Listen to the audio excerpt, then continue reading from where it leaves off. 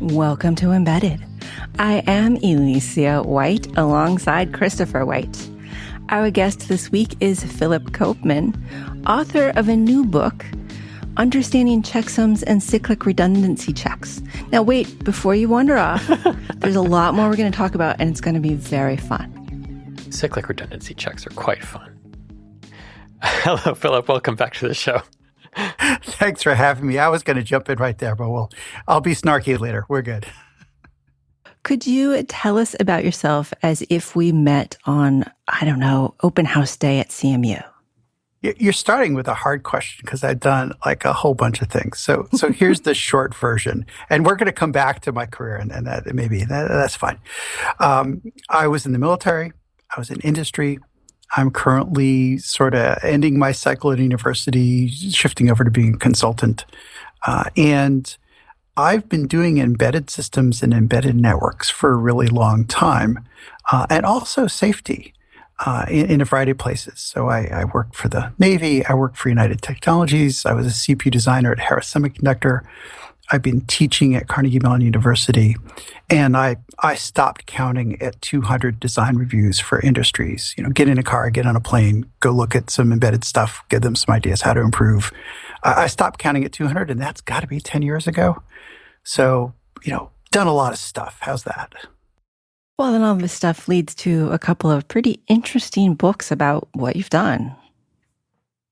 Yeah, I've been busy lately. There's the Orange Book, as I call it, which is the Better Embedded System Software, which is now, almost more than 10 years old, but still going fine. And that's what I learned in my first 90 design reviews. And I've learned a lot more since then, but that's not the book we're here to talk about today.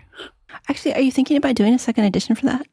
I have to decide. I need, as you well know, Alicia, putting out a book is a somewhat traumatic experience. Yes. So I have to recover. And it turns out the second time is no less traumatic. Turns out. That is correct. You think you're going to go in and just do a second edition and make a few edits, and then suddenly you've rewritten the whole book and added 100 pages. Yes. And at this point, I don't know that a second edition is the right thing, because that book has held up remarkably well. I mean, when the hardcover printing sold out, and then so it's now paperback on Amazon and doing way better than I expected. But it hasn't changed that much.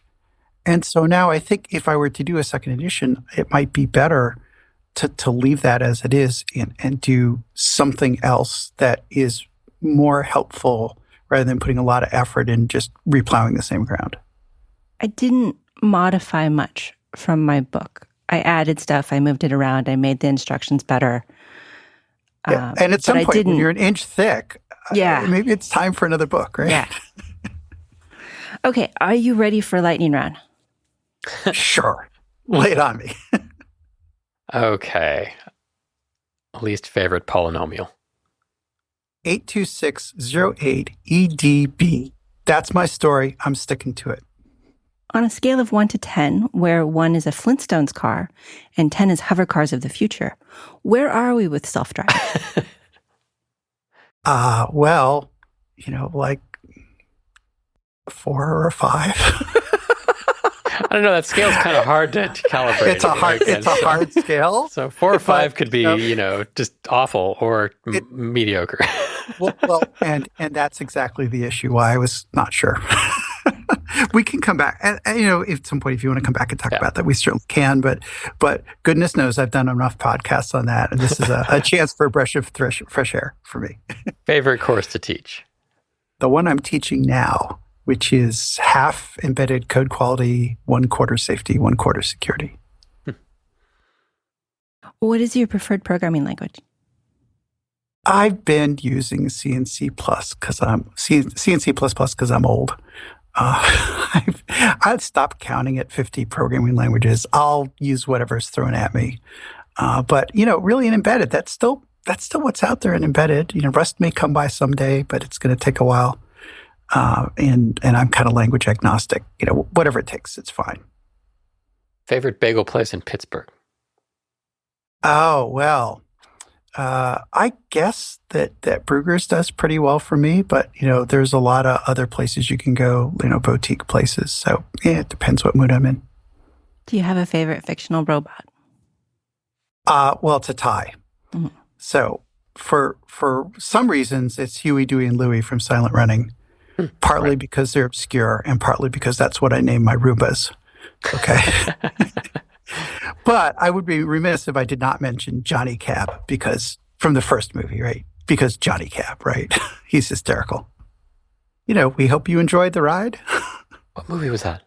Terminator. Thank you. Yes. 1991. Yes. I'd like to thank our sponsor this week. Nordic Semiconductor specializes in ultra-low power wireless communication. They have a wide technology portfolio, including Bluetooth low energy audio, Bluetooth mesh, Thread, Matter, cellular IoT, and Wi-Fi. They have thousands of customers worldwide with 40% market share in Bluetooth low energy. They have nearly 2 million system on a chips produced every day. Sounds like a system that you can't go wrong with. So please check out nordicsemi.com. And if you would like to win one of the Power Profiling Kit 2s that our sponsor is so generously handing out, please send us an email that is show@embedded.fm and tell us what your favorite PPK2 feature or spec is. Again, thank you to Nordic for sponsoring this week's show. Okay, let's get to the real questions. Sure. You mentioned an Orange book, The Better Embedded Systems, and that's been a while. That's been around a while. That was like 2010, I think, the hardcover. Yeah, it's been a while.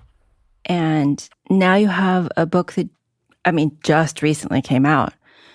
And it's about CRCs and checksums. Isn't that a done sort of field? Well, it's pretty niche-y, right? I will save you having to say that. Well, it goes back to the 60s, I guess. And while the mechanics of CRCs are done, the understanding of them took decades. And there's still some open questions, as it turns out. I said, okay, I think I understand enough now to write the book. And then there's like a thing in chapter 10. It's like, you know what? All the stuff that's been written in the last 20 years sort of missed the important part. And I don't know the answer either. So we're going to leave that part open. This is the kind of thing that takes decades to figure out. But to be sure, inside the book is the answers to all the questions I've really heard. And there's one or two niche, really, really narrow places that are still open. But for most people's purposes, the answers are all there. And it really takes a lot of work to nail it down because there's so much going on. And really, there's a lot of folklore. There's a lot of misinformation. There's a lot of people just saying, oh, this will be fine. And no, it's not. So there's just a lot of that. Inventing the technology was very cool, done a long, long time ago. Understanding it has taken a long time. Don't you just take your list of parameters about how long you're willing for your check bits to be and how Christopher keeps trying to interrupt and how long it takes to calculate and how long it takes to verify. You just take all these parameters and you shove them in and you find out which CRC is best. Doing this every show now. Can we start with a definition of what a CRC or checksum is for people who might not be familiar? Because I want people to understand what we're talking about before we ask which elliptical curve equation is the right one to use for some... Okay, let's start with data word. In fairness, so you don't beat up Christopher, I was going to go there too. So we're good. Okay, so let's start with what is a CRC and why would I use one? I'm going to start earlier. Let's start with the checksum and then talk about CRCs because they're really different technology. Yes. Right. Checksums are easy. Let's all do checksums. Well, yeah, actually not. Depends which one. All right. So let's start at the basics. You got a piece of data and things go wrong in the world. And this is how I got involved because I do safety, I do dependability. Data rots. The bits go bad. Bits rot. They flip. whatever. You get a bad bit in a data transmission, you have a piece of memory, and it suffers a bit flip before you read it back. And so data can accumulate faults, especially in embedded systems, which have long operational cycles and noisy environments. You're going to get bit errors in your network messages and in data storage. And we may talk more about network messages, but the principles are pretty much the same. And so if you have a piece of data and a bit goes bad, you really want to know that it's gone bad. And so the idea is you take this piece of data you care about and you add another piece of data next to it, which is sort of a summary, a digest. And it's all the bits mixed together into something really short. And what you want is, with high probability, if the data you care about has been messed with, if it's gone bad, that this little digest thing next to it will tell you it went bad. So you can do a consistency check between the data and the little digest, the checksum. And the checksum will say, you know what? That data isn't what it's supposed to be because I have a different answer. And when you store the data and you run a computation across the data that crunches it down into a little digest. And you store the digest as well.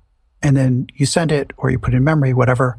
When you pull them back out, you take the data, you run the same computation, and you compare the result to the stored digest. If they're different, you know something went bad. And so the idea of a checksum is to give you a high probability way of detecting faults. I mean, you could do something really silly, like you could take a blob of data and then you could make a copy of it, but that doesn't tell you which one's right. So you have to make another copy so you can vote between three. Oh, and it's even worse than that. If you make 2 or 3 copies, the typical faults are, the bigger the data is, the more probability something will go wrong. Exactly. So making 2 copies and comparing is like the worst idea ever because you just doubled the chance one of them will be wrong. And as you said, you don't know which one.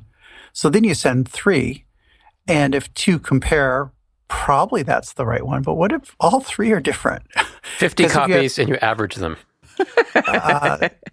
Yeah, and probably that's not how you want to go. And the point of checksums, and I'm going to use checksums generically sometimes, so I include CRCs in them, right? The point of checksums as a generic is to do better by saying, well, I've got 1,000 bits or a few kilobits of data. You can tell I'm an embedded network guy. If you've got a few kilobits of data and I have 8 bits or 16 bits, and that's really all I need to, with very high probability, detect that something went wrong in the hundreds or thousands of bits. That's the idea. So you have these 16, 32 bits that are checking your kilobytes of data, but it only tells you if something's wrong. It doesn't tell you what's wrong. That's error correcting. So error detection is something's wrong. It's yes, no question. Actually, it's a yes and probably no question. Right. Because there's some probability you got unlucky and there's a fault in the check value that compensates for the fault in the data value. And, and so a lot of why you would use one checksum or another, or one CRC or another, is to reduce that residual probability of an undetected fault. But yeah, it's telling you it's wrong.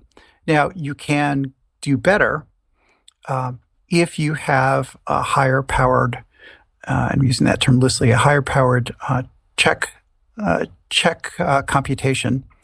You can actually do error correction, but this book doesn't go there. Okay.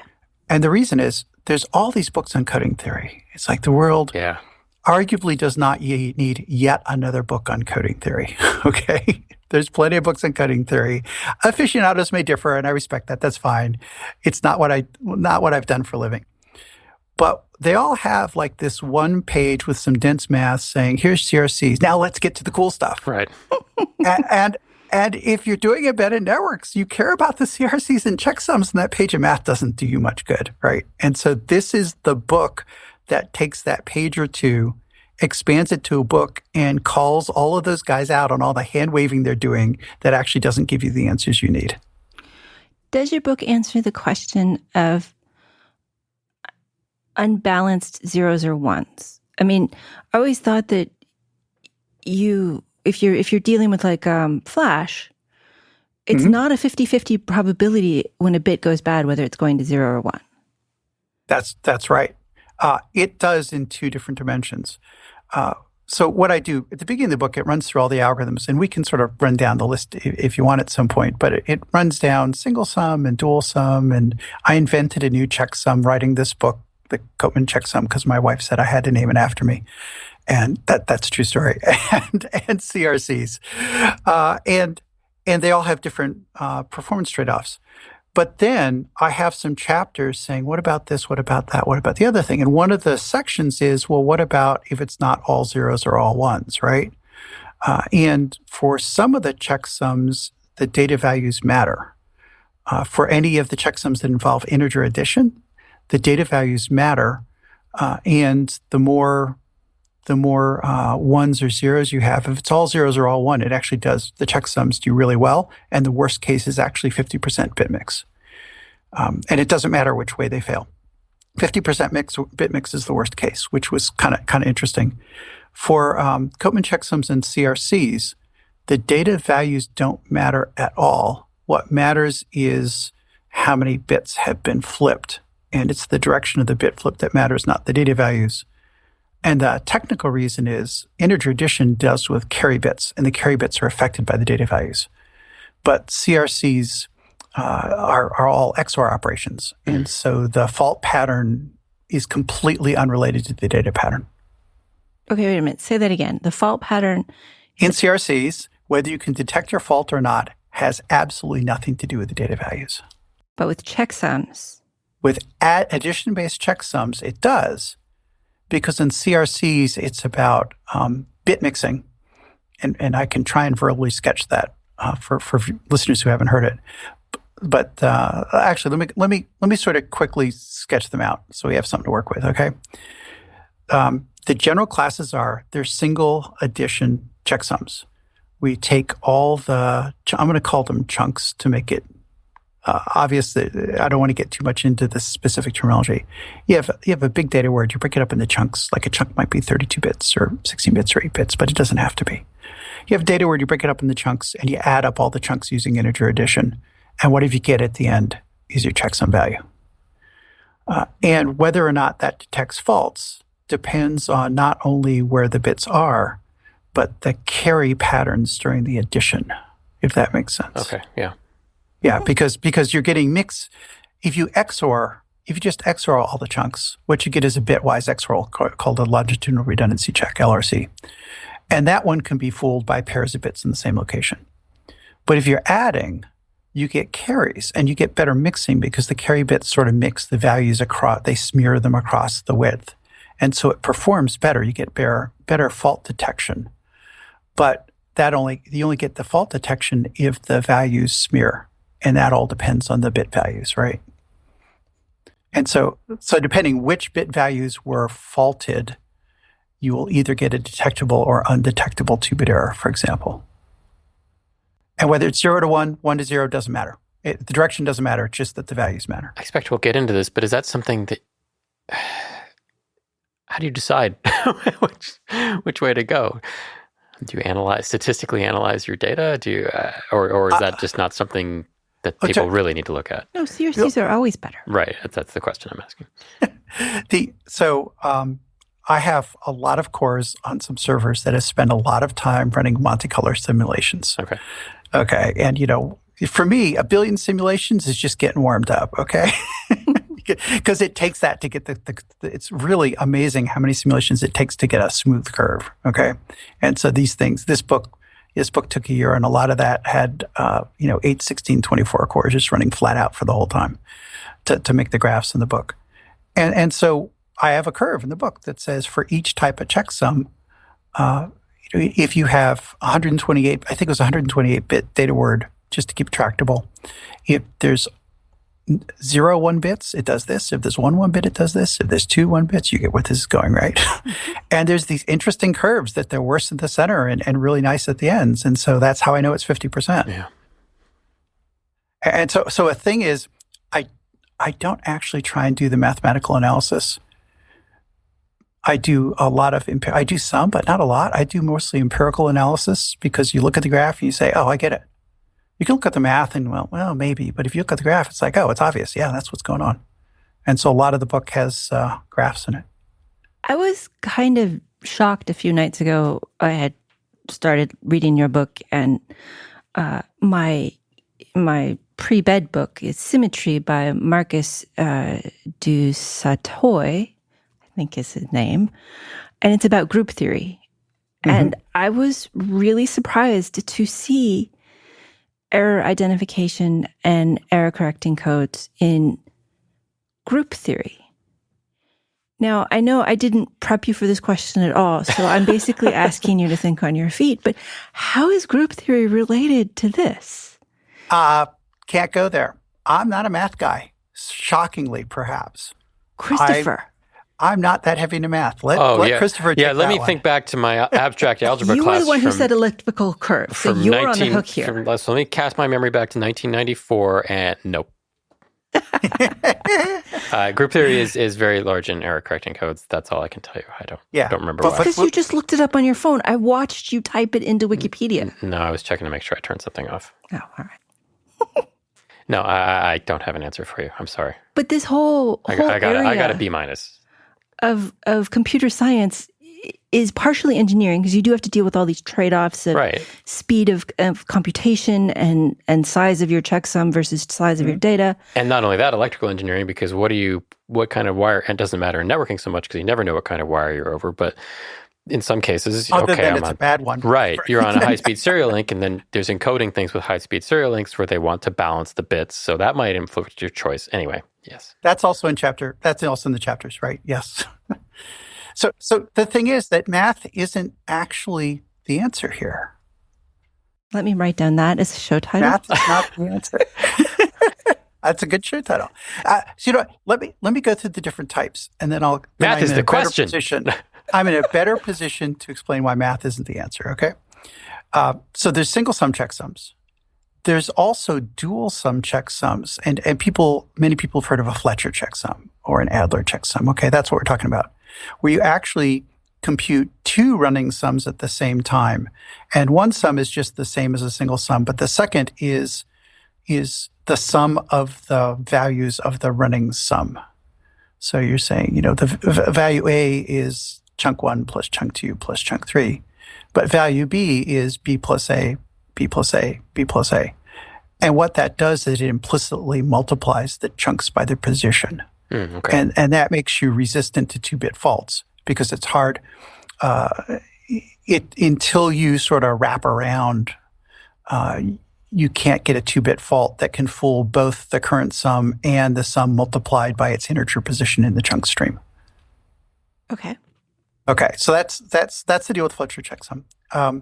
And something I found out is that some of the intuition about the modulus is wrong. So the difference between a Fletcher and an Adler, Fletcher is, we're just going to use 8-bit because the numbers are small, but it scales.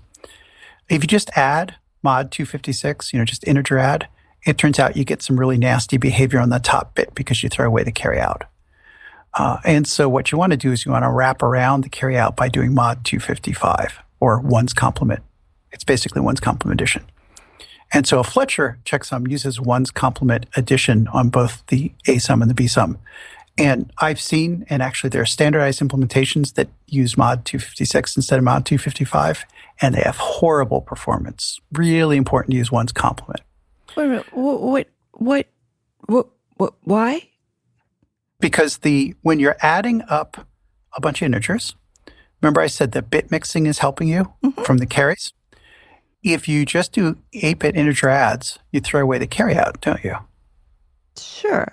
And throwing away the carry out doubles the vulnerability to bit flips in the top bit, it turns out.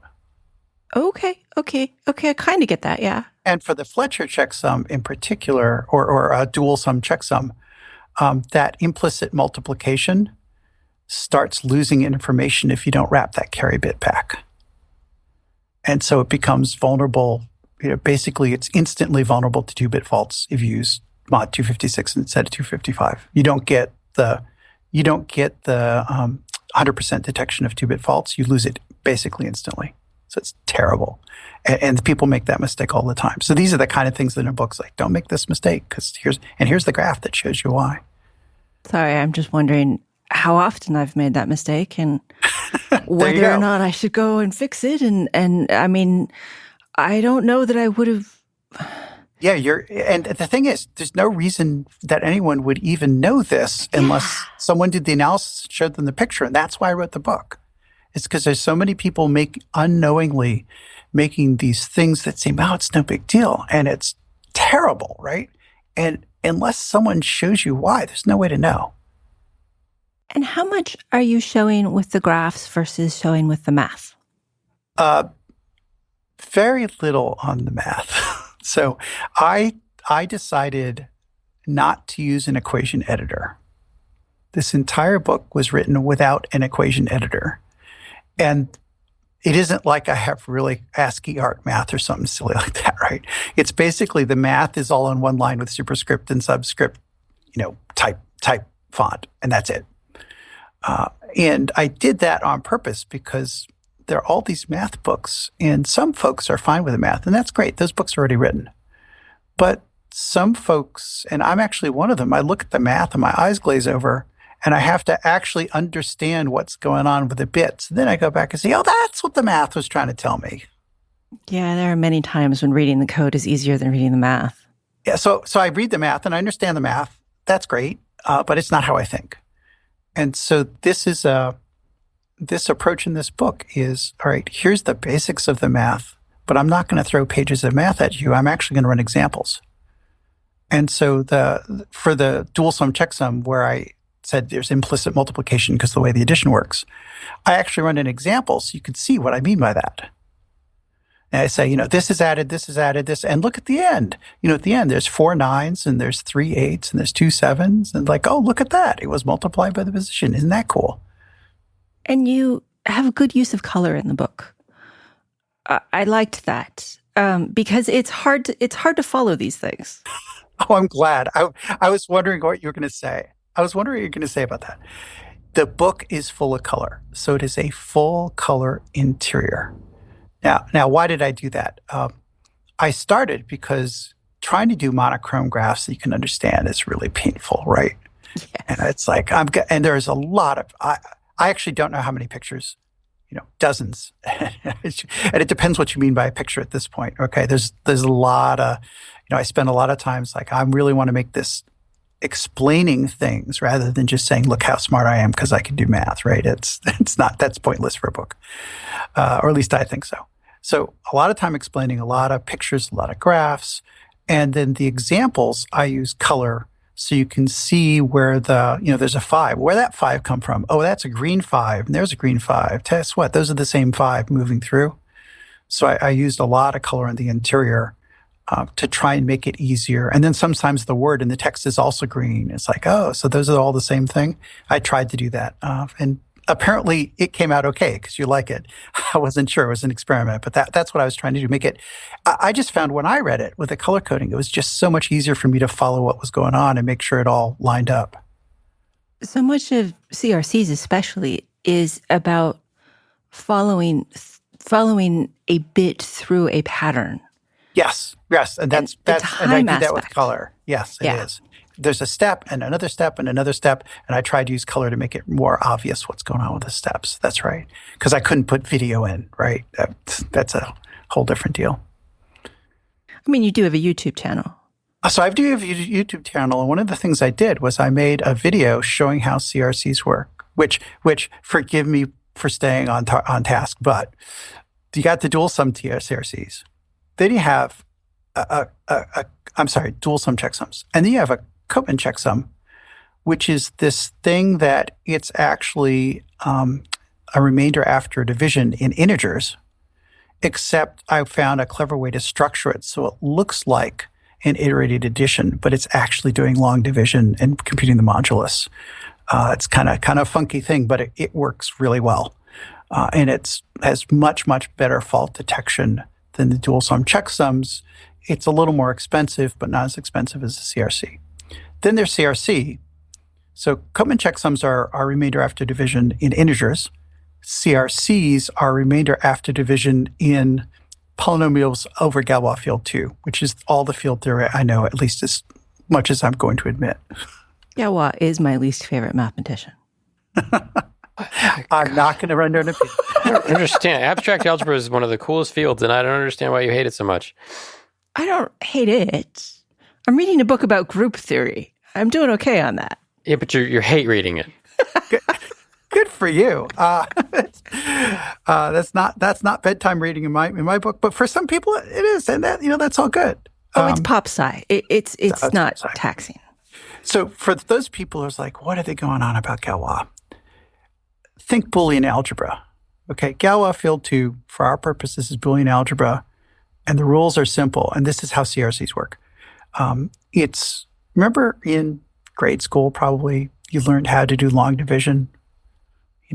Some readers are still traumatically scarred from that, perhaps. But I think they do it a different way now that involves some calculators. No. There's the new math they teach, which has all sorts of techniques that we don't understand. Hey, you know what? I had new math when I was a kid too. New math has been around a long time. Okay. I guess I just said old math. I had old math. I had old new math. Okay. But we're right. Long division, you draw the little thing. Long division, they used to teach it back when people dialed phones with rotary dials and it made clicking sounds and, all that other stuff. Okay. But if you look it up on Wikipedia, it's there. So you have long division, and CRCs are actually a clever hardware-based idea. You can do it in software, of course, but you're emulating some hardware that did long division in hardware, and it was over Galois field 2. And what that means is, instead of addition or subtraction, use XOR. That's it. So you do long division, and you say, all right, I've got the dividend, and I got the divisor, and I put the divisor under the dividend, and I do a subtraction, and if it fits, I go with it. And if it doesn't fit, I undo it, and I shift over one digit and do the next, right? Long division. The only difference is you're doing, all the digits are 0 or 1. You're doing XOR instead of add, and also XOR instead of subtract. It's all XOR. And it's zeros and ones. And that's it. It's long division. And you do the long division of the ginormous data word thousands of bits by your 8-bit or 9-bit or 10-bit, doesn't really care how many, or 16-bit divisor, which is the CRC polynomial. We'll probably come back to that. And you just walk it across, you do the math, and when you get a remainder, that's the result of the CRC calculation. That's the essence of CRCs. It's the remainder after long division using the rule that addition and subtraction are XOR and all the digits are binary. Watching your video about this, it starts out and it shows the long division, which made sense to me. And this whole Galois 2 thing didn't penetrate. I mean, that was unrelated. You have to understand what XOR is just so you have simple. to understand what fields are. Fields are pretty simple to understand. But anyway, if you don't know what a field is, then that's not going to make any sense. Yes. You can just push that to the side. And then you redid it as the hardware would implement it. And I think my brain exploded, at least a little bit. I'm pretty sure that's what the leakage from my ear was. I started out as a CPU designer, so, I think that way more normally, I guess. I don't know. But the point, people have seen the shift in XOR registers, right? It's a bunch of bits and there's a feedback and it shifts in XORs. And the thing to take away is that hardware mechanism is doing division with XORs. It's doing the division algorithm in hardware. So that shift in XOR is identical to long division. That's the thing to get out of it. And it doesn't matter which way you do it. They're doing exactly the same computation. And it took me a long while to understand why that was really true. And so part of the reason I made the video was to give a graphical explanation to convince myself that there were no, that no one was blowing smoke. And in doing that, I realized that the CRC algorithms you're likely to download from the internet don't actually work that way quite. They don't actually work quite that way. So there you go. They almost work that way, but not quite. So am I not supposed to be just downloading these? You can download it from the internet, but if you try and do the polynomial division by hand, you're likely to get a different answer. in some circumstances. As long as both sides of my communication mechanism get the same answer, I'm fine, right? That's right. And it has to do with the initial seed value is the difference. The initial seed value is if you do it pure division, you have to put the initial seed in front of the data, but no one wants to do that because it wastes a lot of time. So they put the initial seed in parallel.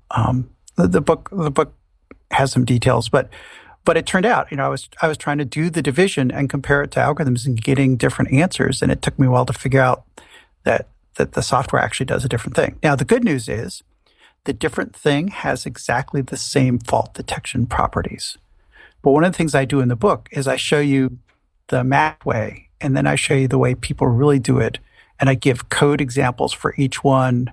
And then there's I send some, if you download the code, you get unit tests, and the unit tests actually prove that they come up with the same answer if you know what's going on. I'm going to take a little step back here since we've gotten pretty far into the details, and ask a listener question. Sure. From Doug G. What is the best practice? Do you put the CRC in the data to be CRC'd? And do you put something blank in, like FFF or 000, or do you put the CRC outside your data block? Okay. So there's a couple things going on there. Mm-hmm. There's whether or not let's talk about the hardware shift register version, okay? Because some people find that easier to visualize. When you're computing a CRC, you have to reset the shift register before you start feeding bits into it. And do you reset it to 0 or do you reset it to all ones? What do you do with that? You can do anything you want, and it does not affect the fault detection other than a non-zero value makes it easy to see if a bunch of zeros have been stuck in front by accident, which some communication networks have that failure mode. Then you run the computation. At the end, you have a value. So you take this, you do initial value of whatever you want. Non-zero is probably better, but it's not a huge deal. You don't go back and rebuild your gizmo just because you didn't do that. And you crunch some data and you come up with an answer, you put it next to it. And the question here is, when you're checking the CRC, what do you do? Well, the purely mathematical way, in fact, includes the check value in the computation. So you run the data through the shift register, and you run the check value through the shift register, and you check for 0 at the end. And if you're building hardware, you can do that. If you're building software, it turns out that whether you shift a bunch more times to see if the result is 0, including the check value, or you just do the data and compare it to the check value, it's the same computation. That makes no difference. So the answer is it makes no difference. Take your pick. There's no difference in fault detection. So I can have data, my structure that has all of my data that I'm serializing and sending over a pathway. Yeah. I can either have this CRC on the inside and set it to 0 or all ones when I'm doing the calculation, or I can have it on the outside and not set it at all. It depends on which software algorithm you use, but the high-speed algorithms don't care what you set it to. As long as I do the same on both sides. As long as you do the same on both sides. But the high-speed algorithms actually do not care at all whether you pre-initialize the data in your code word or not. They don't care. They ignore it. And there's some code in the book that shows how that works, and it explains why that's so. Okay, I have a question. You mentioned at the top of the show you do a lot of embedded networks was what got you into this. Yeah. And networking is primarily still TCP/IP, which has a checksum, which is fairly, it was established probably a very long time ago. I think RFC... With the Flintstones cars? 1000 or something. Is that checksum a good checksum? Not particularly. I think you said one of your listeners wanted to know what's the worst protocol checksum, and it's the internet checksum. The one that's in the most widespread use that's the worst is the internet checksum, because it's a ones complement addition, and they could have done so much better with very little extra compute cost. At least it's not a twos complement. That's a start, but very little so extra compute cost back when they were deciding it was probably a little more than than compared to now. But they could have had none. Well, there were proposals to change it, right? Wasn't there an alternate? I remember there was some alternate, like they were going to some alternates. Switch to Fletcher or something. Yeah, and switching to Fletcher would have been great. Yeah. Actually, you can do better. You can actually do better than Fletcher, it turns out. But that's there's a thing called a dual X checksum, which didn't exist until I started writing this book. Let me go into that one because that one's kind of cool. It's simple to explain. When you're doing a Fletcher checksum, let's say you're doing a 32-bit Fletcher checksum, you're running two 16-bit sums next to each other. You have the A sum that takes the data 16 bits at a time, and you have the B sum, which is just the sum of the A sums wrapped around, cycled back into the B. And so you're doing 16-bit additions, and you may be doing it with a 32-bit CPU, but you have to do this pair of 16-bit additions each time. And then you have to do a mod operation to reduce it to not lose the carry bit. And it turns out that if you run a Fletcher checksum 32 bits at a time, so you have a 16-bit addition, you add a 32-bit chunk in, and then you mod 255, mod 65,535 for 16-bit, to the k-1. If you do add in 32 bits and then do the mod, you can process the data twice as fast.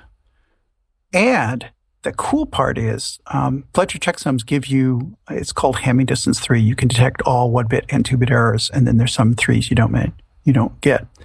If you do processing 32 bits at a time, not only are you faster, but you get that Hamming distance 3 out to twice the length.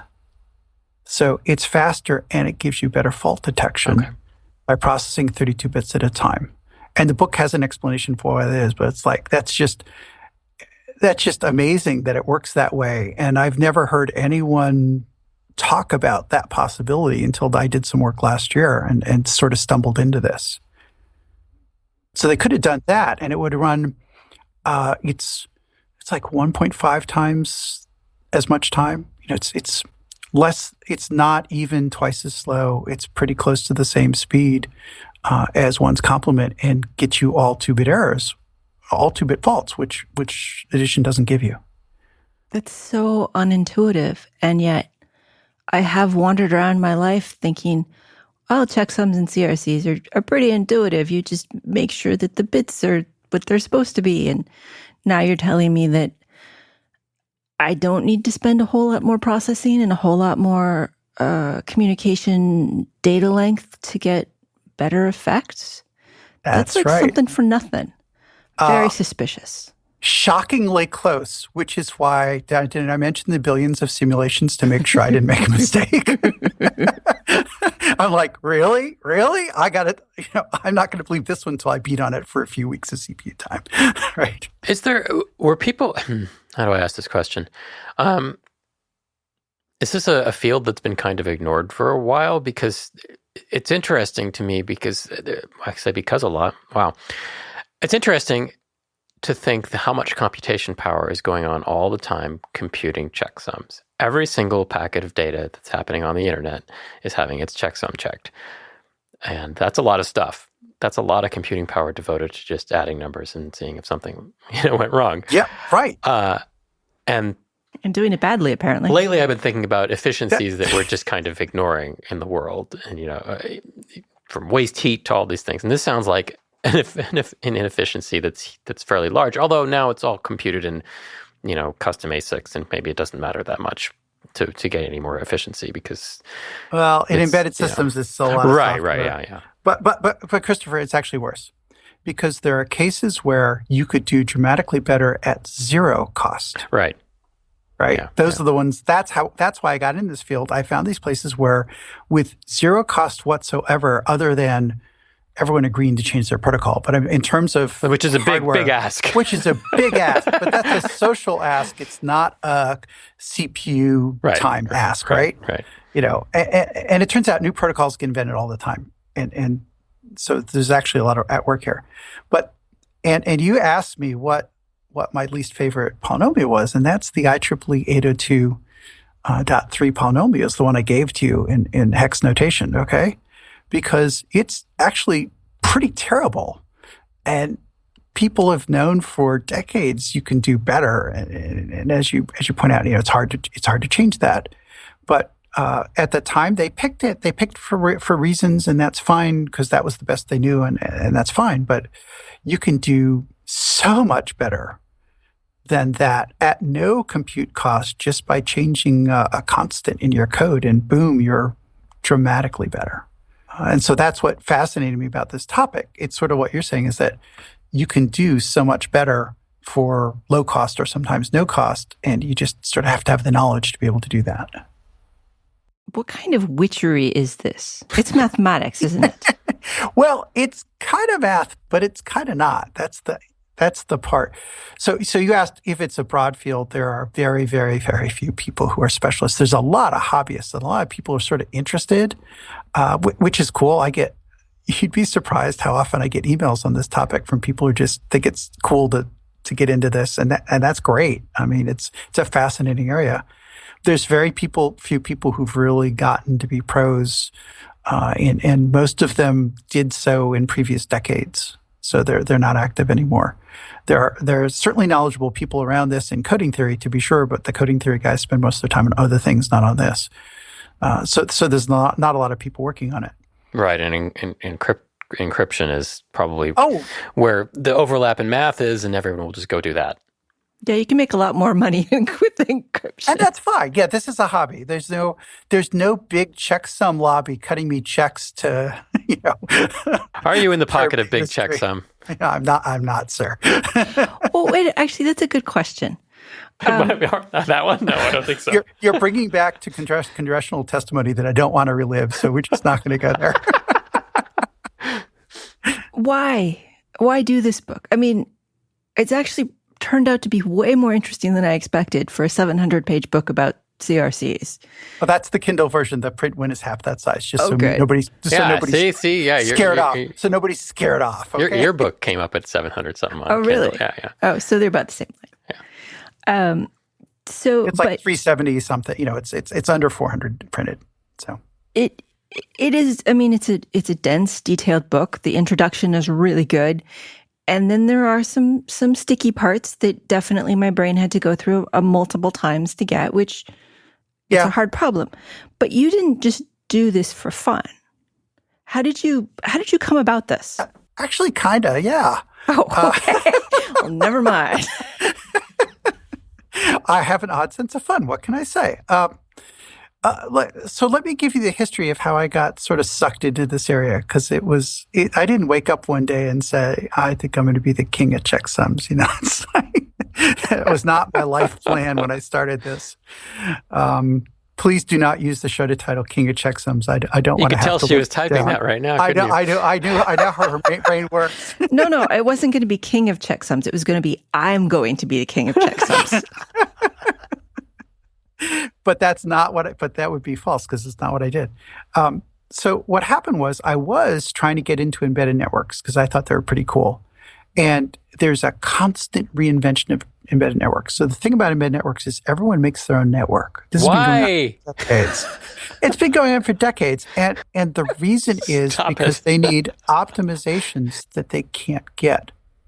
Right. So I'm not talking reinventing the internet. Yeah. That's a whole different thing. But, you've got a little bit 8-bit micro, and you've got a sensor, and SPI doesn't quite do it, although you should use it if you can. Or using SPI, but what's the protocol for transferring data on top of it, right? Yes. I had this problem last week, and I made something stupid up. Yes. Yeah, or using control area network, and you got these header bits, but what pattern to use in the header bits, or, So embedded networks are continually reinvented, and that's not going away anytime soon. It just is. Okay? Yes, you should use a standard network if one fits, but often it doesn't. Or sometimes you get folks like, we need a better network for general aviation on top of CAN. And there's a committee that's working on that I talk to once in a while. So this is going on. And so I was contacted by some folks in both automotive and trains. It turns out there was a big checksum cartel in Switzerland back in the 90s. that ABB research. This guy. I never got a chance to meet him, which is just saying this guy, Dr. Funk, who actually did a lot of the CRC work, have found the optimum CRCs up to 16 bits and published it, right? And so he and this cabal of I'm having fun here, but this cabal of embedded network guys were actually the folks who were behind a lot of the different networks, the automotive networks and the train networks. It's all the same handful of guys at ABB Research, near as I could tell.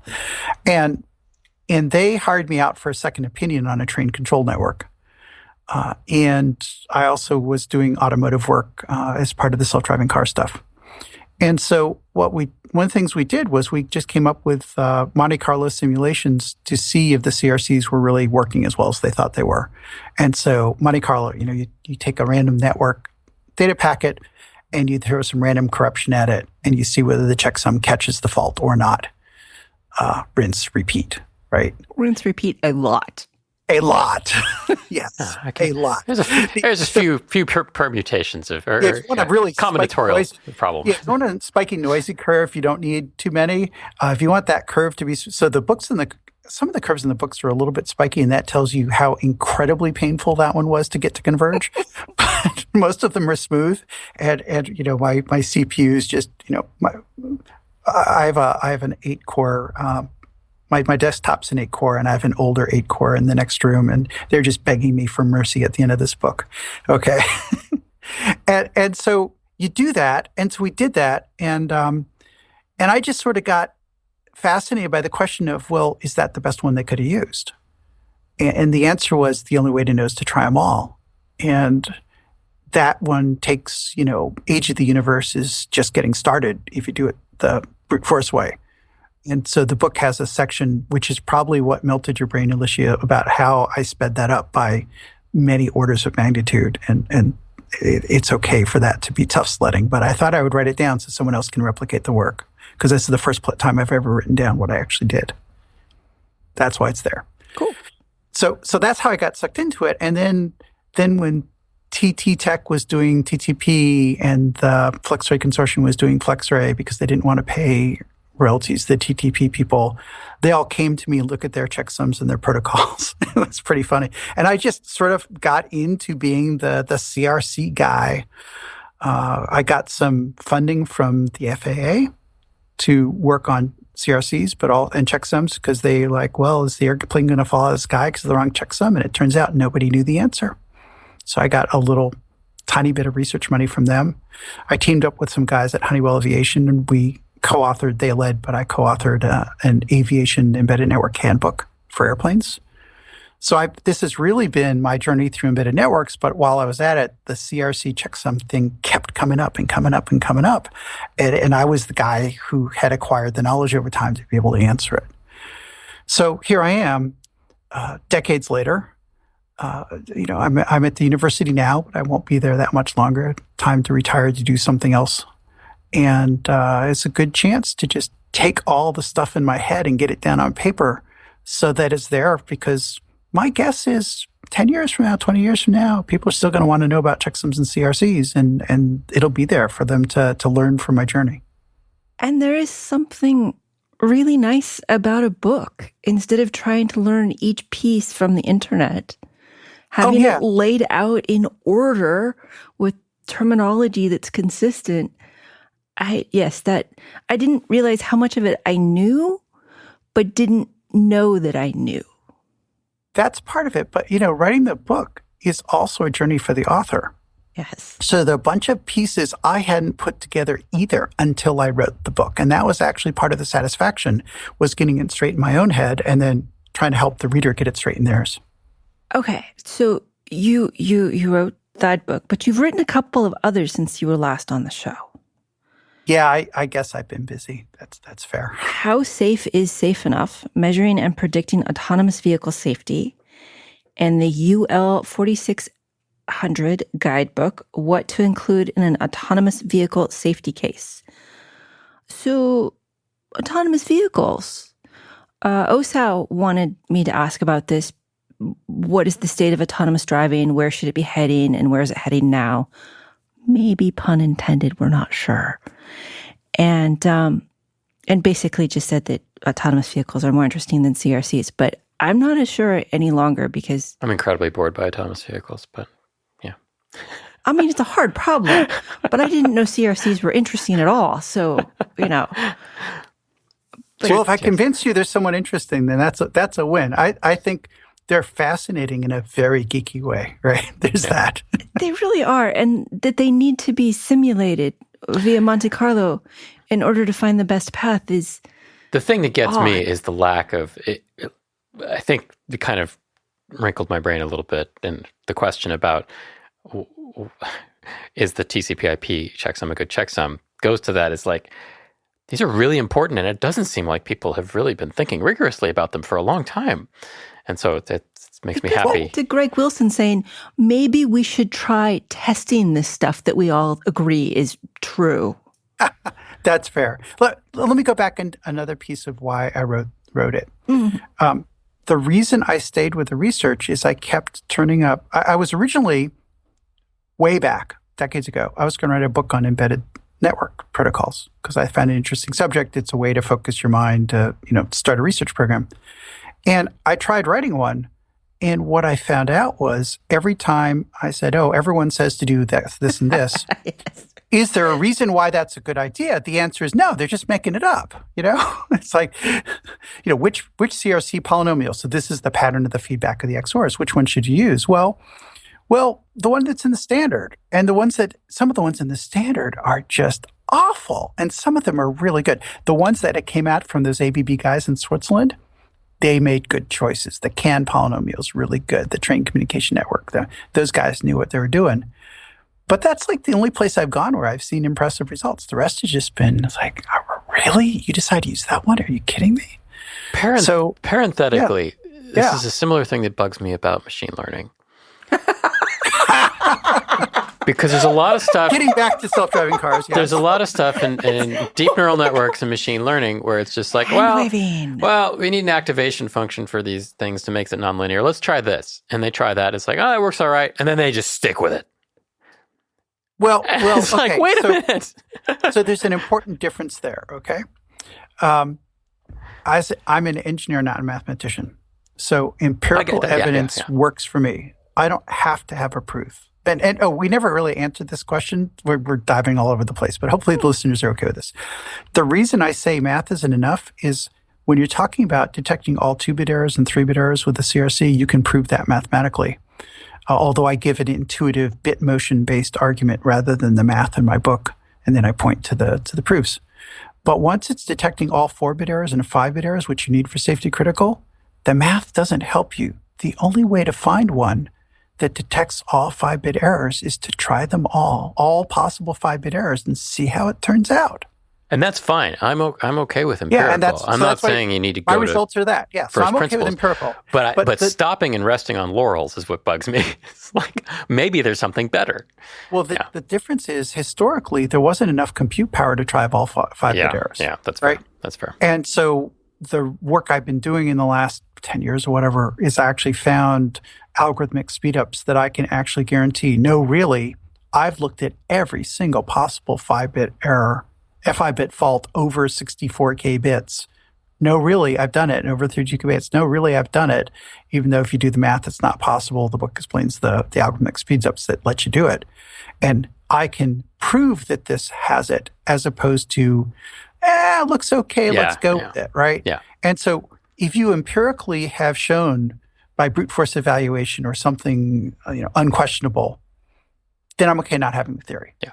But you're right that what has really happened is people have just sort of said, this looks okay to me, and we're using it because they used it, and there's no rigorous evaluation. It just becomes folklore. Yeah, that's why I got into this, because I kept seeing all this folklore and stuff like numerical recipes. You guys know numerical recipes, right? Yep. Numerical recipes in C, version 2. In C and Fortran. Yes. So second edition has a typographical error in one of the polynomials for their CRC chapter. And people have used that for thousands of years. That's right. And if you look at the third edition, there's a little footnote thanking me for correcting them on that.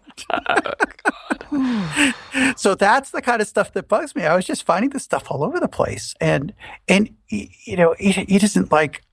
But like, what are you supposed to do as a software developer? Like, you're going to look at that and you're not going to know. There's no way for you to know that that's wrong, right? That's right. And so I decided it was a worthwhile use of my time, sort of as a hobby. I've got a little bit of research funding, but trust me, it isn't. It's mostly been a hobby, right? Like I said, there's no big checksum checksum world tour. Yeah, it's not the checksum world tour.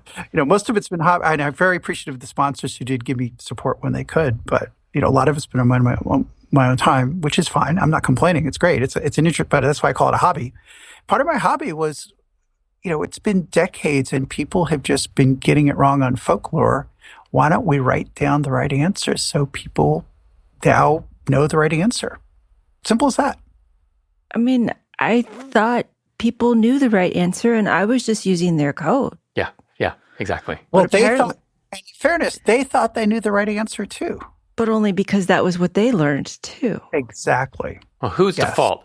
Who's the original person at fault here? Let's go find that. There's no fault. There's a bunch of engineers who had to make decisions on limited knowledge. Yeah. And the knowledge has changed and the decisions haven't. That's very typical of a lot of things, isn't it? Isn't it? Isn't it? Speaking of which, we'd be remiss if we didn't answer Sal's actual question. Well, are we going back to self-driving cars? Well, you asked the question, so you should probably let him answer it. Yeah. What is the state of autonomous driving? Where should it be heading, and where is it heading now? And I know you have some very good YouTube videos on this question. Yeah. The answer is look at my YouTube channel, but I'm happy to give the short answer. Sure. The short answer is the industry's selling on we're busy saving lives, but the reality is nobody really knows how that's going to turn out. And I didn't say they aren't. But clearly there's not evidence there. They're 5-10 million miles of experience, fatality rates once per 100 million miles, round numbers, bunch more of tens of millions of miles to go before we know how it turns out. Now, the industry would say we're really confident it'll be fine. It's like, well, yeah, but there's some assumptions in the models that I don't happen to agree with, and we'll see. Maybe they're right, maybe they're wrong. I don't know. Some of the people who are part of that industry are not particularly, as you would say, trustworthy. Well, and 16-year-olds are also very confident about their driving capabilities. I wasn't. I tended to get on the freeway the wrong direction, so I knew I was a screw-up. That's fair, but the 100 million includes the drunks and the teenagers. Exactly. Yeah. And that's where we're setting the bar, right? Yeah. Okay, so to be clear. So we're going to see how it turns out. And I know some people think I don't like the technology. Well, if I didn't like the technology, why would I have written an international standard that I wrote? Technically I originated it, which means I dumped a couple hundred pages of standard into a process, and then the industry helped me clean it up, and then it was a real standard, consensus standard. I invested a lot of time in that. Well, I would have written 2 books on this topic if I didn't like it. I like the technology. What I don't like is dangerous technology, and there's a big difference. It does feel like to me that there was a great deal of hype for what year is it now? 2024. My God. There was a great deal of hype, say 7 years ago, 6, 7, 8 years ago, and everybody was like, this is just going to take off. What are we going to do with all these truck drivers who can't drive? We're going to lose their jobs. That, yes. And it's going to affect the economy in all these amazing ways. And then it just kind of plateaued as, well, it's pretty good at lane keeping. And as long as you pay attention, you can relax when you're commuting a little bit more. But as soon as you have a construction zone or an emergency vehicle, where it kind of stopped. All just goes kerplooey. I'm not going to weigh in on that part. Okay. Yeah, it's all fair. I'm not going to weigh in on that. Let me give you high-level perspective. Mm-hmm. I've been doing self-driving cars as long as I've been doing checksums and CRCs, okay? So I started in, I think it was 97. So in 1995, Carnegie Mellon had a vehicle, NavLab 5, that went across the U.S. DC, there's a segment to DC to Pittsburgh, but Pittsburgh to San Diego, 98-point-something% hands off the wheel. In 1995, 98% hands off the wheel.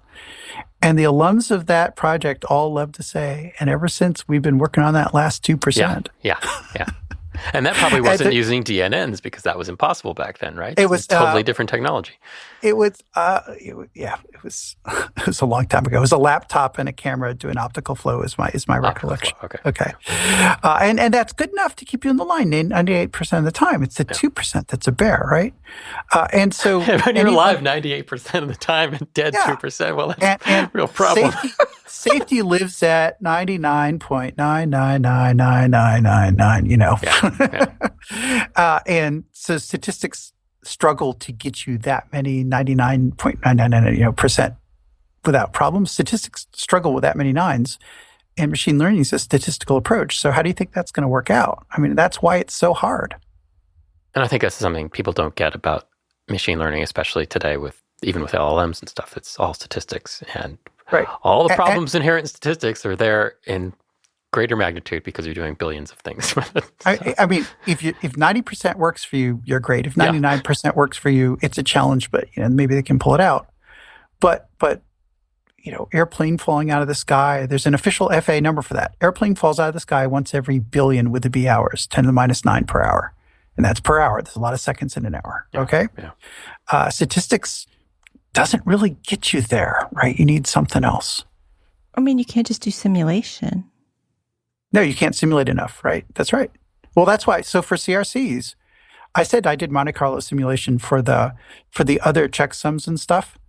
But for CRCs, I actually evaluated every single bit pattern because simulations won't find the one bit, let's say 32K bits taken 5 at a time. How many combinations of that? And there's exactly one of them with an undetected fault. Yeah. You're not going to find that with Monte Carlo simulation. Now, are you? Check back after the heat death of the universe. That's right. And so I actually do that calculation. It's an impressively large number in the book. And so that's why I switched over to no, we checked them all because that's the only way to know. That's it. You got to check them all. Like Pokemon. Yes. Oh, okay. So yes, informally, the folks who go out and test and if something goes wrong and they fix it and they test and they go out, it's like they're going out playing Pokemon Go and trying to collect them all. And the problem is there's an infinite number of Pokemon. and that's why it takes so long for self-driving cars to get scalable. It's as simple as that. But in CRCs, Delicia's writing that down, I know. In CRCs, the results at the table in the appendix of these are what I think are the best ones, or at least really good ones, right? Those are based on, no, really, I caught all the Pokemon. All right. She's writing that down as a title, too. I'm having so much fun. No, we've got so many titles now. We're just going to... And we are pretty much out of time. Phil, do you have any thoughts you'd like to leave us with? I'll tell you, really, at the high level, let me say this. A lot of this is about engineering. So what I found with the experience of the book was that math only got me part of the way through, and the rest of it had to be engineering and other techniques that weren't just mathematical analysis. That's part one. And part two is everyone wants to know what's the best CRC, and the answer is it depends. But more generally, and maybe a checksum is what you need because one of the graphs in the book is the speed versus time trade-off, right? If this is how much CPU power you have and this is how much data you have, this is the algorithm you should use to get the best bang for buck. And so if you think you know the optimal answer to a general problem, probably you don't understand the question. Engineering is never about the one optimal answer. Engineering is almost always about trade-offs. And the one thing I try and do in this book, but also when I teach, when I do research, is to help people understand the trade-offs so they can make an informed choice and pick the answer that's right for them. If you would like to pick up Philip Koopman's book about understanding checksums and cyclic redundancy checks, it is out in all forms. Our guest has been Philip Koopman, professor at Carnegie Mellon University. He's also the author of 2 books about autonomous vehicle safety and the classic Better Embedded Systems software. He also has 3 blogs, one about each subject here, Checksums and CRCs, Central, Safe Autonomy, and Better Embedded Software. Thanks, Philip. This was really quite entertaining. Thanks for having me on. And you know what? I never thought I'd be on a podcast for checksums and CRCs. I know, it's amazing. So thanks for making my day. Thank you to Christopher for producing and co-hosting.